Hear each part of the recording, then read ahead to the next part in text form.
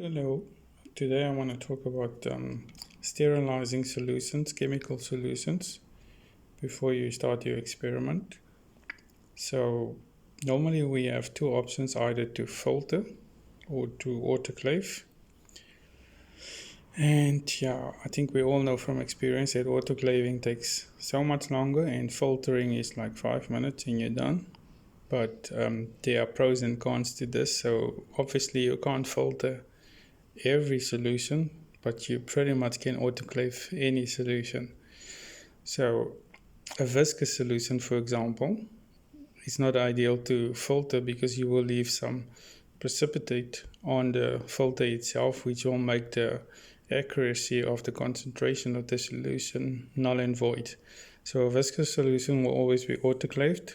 A slurry is pretty much the same as a viscous solution, so that would also be autoclaved. A completely dissolved solution, in other words, a solution that looks like water, can be filtered or it can be autoclaved.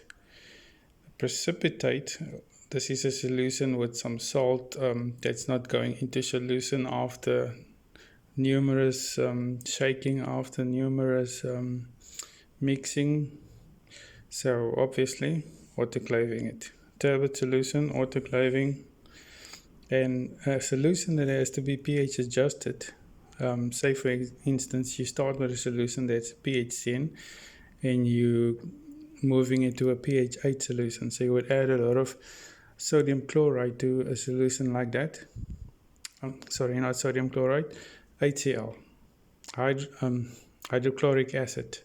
You would add a lot of hydrochloric acid to that solution.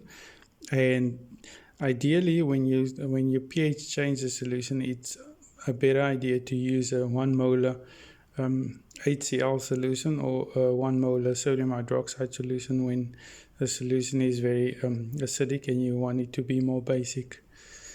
Sorry, I'm digressing.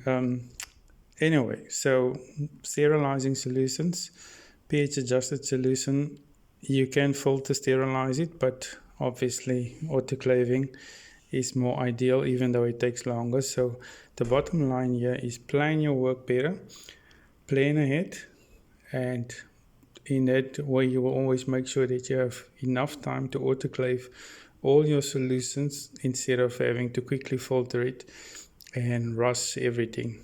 And another point also, when you're autoclaving a solution, it's ideal to use double the volume of bottle for the volume of solution that you want to autoclave.